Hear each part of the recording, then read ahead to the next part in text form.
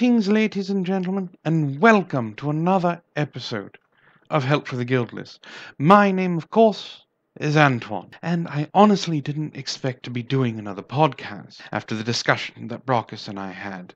But since DC released a special preview of a character they had for their upcoming third season of Legends of Tomorrow, I thought it was fitting, since this is kind of a follow-up. We've already kind of established that DC's writers for Legends of Tomorrow are about as tone-deaf as Mariah Carey with strep throat. But this kind of proves it. Now, I have an article from Breitbart. There are many. This one is just the one that I happen to choose from. That actually helped calm me down when I read it from my initial reaction. The title in itself is exactly why I was upset. The creators of this show and the writers of this show have taken a character of old DC history and are now revamping it for something new for Legends of Tomorrow. Except they're doing it in response to something, in spite of something, and that happens to be Donald Trump being elected president. And I'm not being hyperbolic when I say that. I'll go through that in the article. The problem I see, aside from creating a character in spite of something, you're painting it into a corner. I'll go over that in a little bit, but I want to go over this article with you and kind of give my thoughts on it. So the title basically states exactly what you need to know. DC's Legends of Tomorrow adds a Muslim superhero in response to Trump. The creators of the superhero television series DC's Legends of Tomorrow unveiled details Wednesday about a new Muslim computer hacking hero character ahead of the show's third season, with the character's addition coming as a direct response to Donald Trump's election as president. Executive producers Mark Guggenheim and Phil Klemmer and actress Tala Ash, who is set to play the new character named Zaria Adriana Tomaz, were on hand at the Television Critics Association summer press tour in Beverly Hills Wednesday to introduce fans to the new character, according to Variety.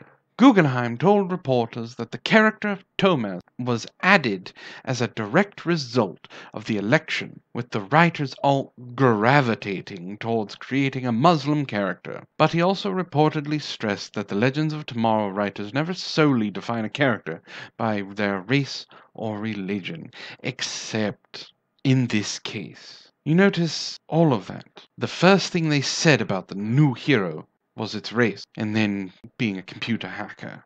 You see, this is the problem I have. They have created a vacuum for this character already. She's Muslim. Big deal. But the problem in creating a Muslim character, specifically to spite someone, well, like I said, you paint yourself into a corner. Her story arcs are all going to revolve around what she is, which are going to be few and far between. Because we can't have her be evil. Oh, no.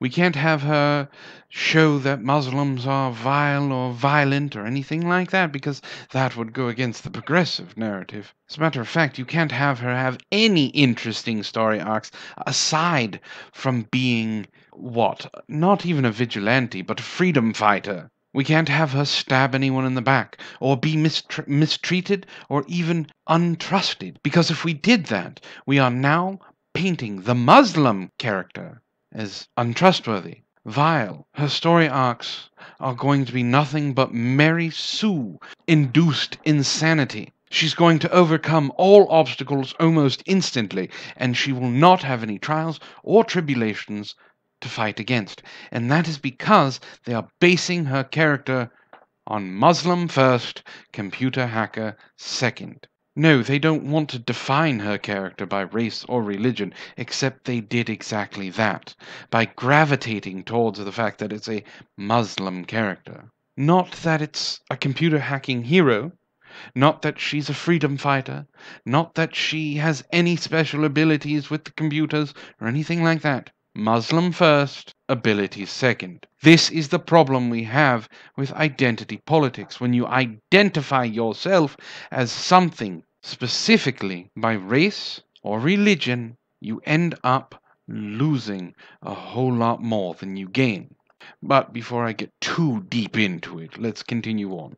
Having a character who's a computer hacker and is from the future but also happens to be Muslim, it's a nice, important aspect of her character, Guggenheim said, according to Variety.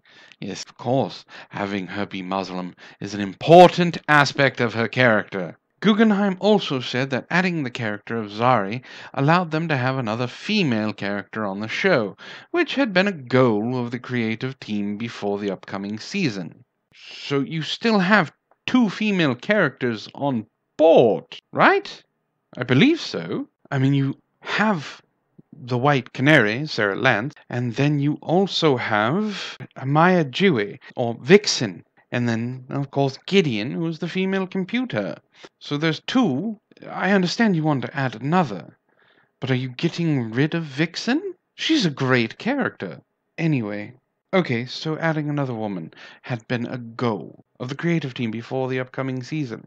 Good. Even out some of that testosterone. Why not? But now you're basing her character on the importance of her being Muslim, the importance of her being a woman, and then the fact that she's a computer hacker.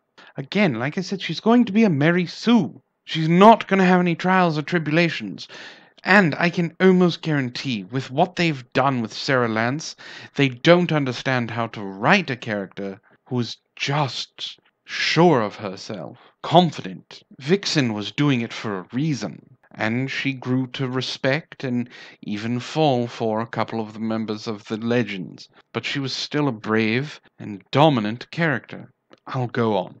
In the DC comic books, Zarya Adriana's superhero name is, get this, ISIS. That's right. They took a hero from DC's past called ISIS and slapped that onto a Muslim woman. But DC was the writers are at least a little smarter than I'm giving them credit for.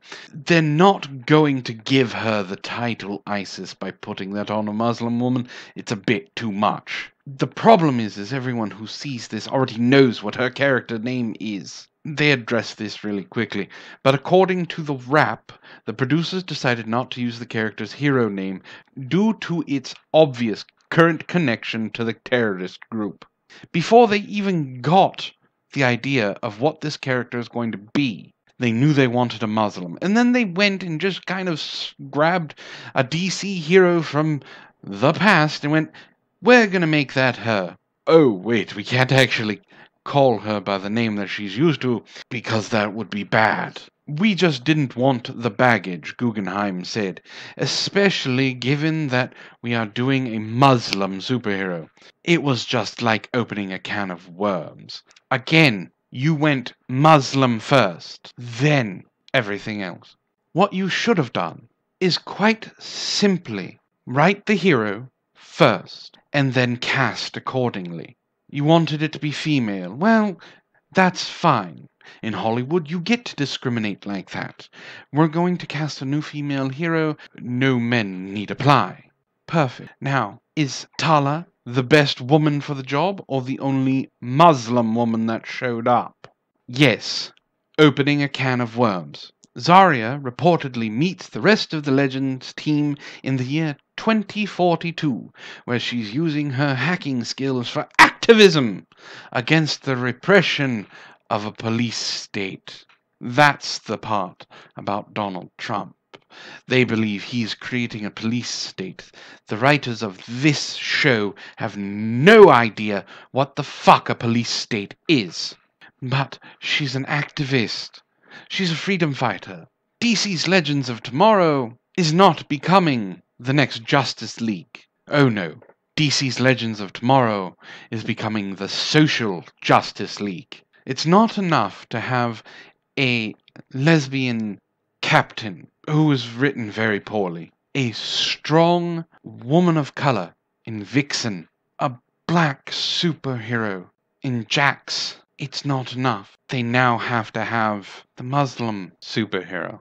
Now, I know some of you are going to misconstrue what I'm saying as I have a problem with it being a Muslim hero. No, I have a problem with them taking the hero and casting it specifically for something. You're making it Muslim first, hero second. That's what I have a problem with. There's nothing to do with the fact that it's a woman. But she's an activist, so that means we get to deal with her activism. It's going to be one of the major things in her character's kit. This is how they cast ISIS. We want a Muslim woman. We're going to make her an activist. Oh, and then she's also going to be a hero. I don't think I'm really getting it across as well as I want to, but that's the best way I can say it. They're putting the identities of her first before the hero portion. There's only a little bit left. I apologize for the rambling. Representation is a really powerful thing, said actress Tala Ash. When I was growing up watching television, I didn't see anyone who looked like me. When I think of the kid version of myself, I think it broadens your perspective. What I think is so lovely about this show is that the legends are this tapestry that represent America today. Not everything. You've been represented by females. Were there no females in the show that you watched? And the reason why there were no Muslims on television when you were growing up is because there wasn't an influx of them into the country. They were not very well known. Today, in the year 2017, the current year, they're very much more well known, so we see more of them on TV. And regardless of what Anita Sarkeesian says, not all of them are criminals or terrorists. So good for you. You feel like you're going to represent people on a television show. The problem is the way that they're going to represent you is not a good way. Instead of being a strong, confident, hero-like character with a decent backstory, you're going to be nothing but the token Muslim on DC's Legends of Tomorrow. It finishes up with saying Legends of Tomorrow isn't the first comic book property to introduce a Muslim character recently. In 2013, Marvel Comics introduced its first Muslim character to headline a Marvel comic book in Kamala Khan, who went on under the moniker Ms. Marvel, and the character first appeared in Captain Marvel number 14. Legends of Tomorrow returns for its third season on October 10th. Okay, DC and the writers of Legends of Tomorrow. First and foremost, fix your writing of Sarah Lance. Second, take some tips from the writers of Arrow and Flash, because they deal with the racial things quite fucking well. Iris West is not a black reporter. Iris West is part of a team. She is part of the team, and one could say the heart of the fucking team. She just happens also to be black. Mr. Terrific on Arrow is funny, intelligent, quirky, one of the heart of the team, one of the best characters on there, who also happens to be black and happens to be gay. Go into a room with the writers of Arrow and Flash and let them teach you how to write this character so she is not just the token Muslim that you're going to make her. Diversity for diversity's sake is your problem. I will look forward to watching season 3 on Netflix, and I hope when I do watch it that ISIS, that Zari is anything but what I predict here. Because if she's even a modicum better than what I think they're going to do with her, I will eat crow. But I don't think that's going to be the case. But those are just my opinions. I'd love to know yours. Let me know in the comments. If you like what I do here, please like, share, and subscribe. All of that good stuff that I always ask you to do. And if you want to follow me, all of my social media things are down below.